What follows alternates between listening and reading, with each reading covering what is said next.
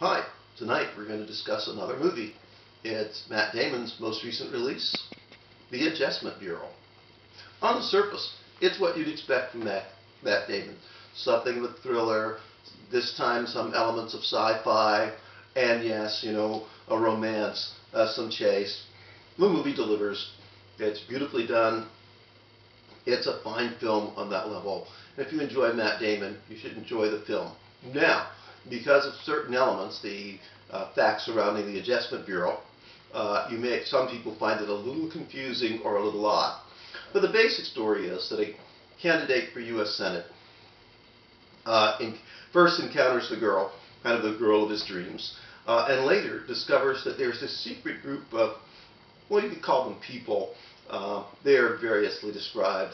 It suggests that some people have mistaken them for angels. Possibly they're aliens. Possibly they're from another dimension. But what they do is try to keep human history in track. And there's a discussion of the issue of free will. They've decided that mankind hasn't done very well with it. So what they do is go around tweaking things, changing things, nudging things, changing people, altering circumstances, so that they can keep man on the good path. You can have free will, for example, over the selection of what tie you wear, what coat you have, but not over big questions, not over things that would could damage human history or cause great wars. They haven't perfected human history, but they're working on it. Now, on this level, the plot, the theme, the underlying thought behind the film becomes a little disturbing, because it seems to be committed to two things which I think we really need to give a lot of thought to. On one level, there's this idea of romanticism, a love that's born in the stars and people have met for each other no matter what. Remember in Shakespeare when Romeo defied fate, fate took a bite out of him, and Juliet as well. But in this story, it's a little different. The lovers are going to get everything they want. For example, the lead character is warned by the people from the Adjustment Bureau that if he does see things that there's a potential for some serious consequences, although they're not sure what they are. And here's where we get a little disturbing, because the plot suggests that the figure who's supposed to be God and his agents lie, and that they don't know what's going on. What's really best is that people follow whatever is in their heart. And this is sweet as kind of a romantic tale.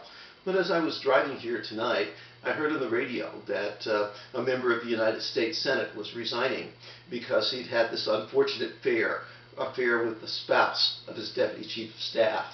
And I think back to an incident aboard a boat called the Monkey Business that ended another senator's career.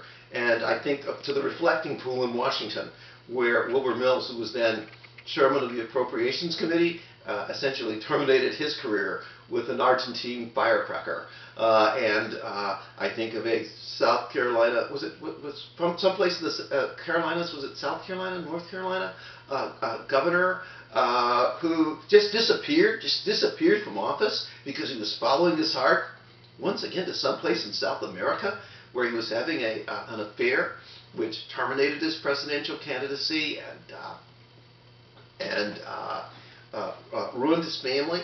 And I think of another senator, also from someplace in the Carolinas. Is there something in the water there? Who betrayed his bedridden wife with cancer, and then undertook a campaign, some suggest possibly illegal, of cover-up. This is real life. Not what happens to these people in the Adjustment Bureau who get everything that they want and then even convince the chairman, as they describe God, that he must be wrong and must alter the plan to match whatever is in their hearts. On that level, a 13-year-old would recognize the error of this kind of thinking. Just keep reminding yourself when it tries to get into philosophy or tries to get into those kind of things, if you're going to see this film, because it is somewhat fun. Just keep telling yourself, as they do in horror movies, it's only a movie, it's only a movie, it's only a movie.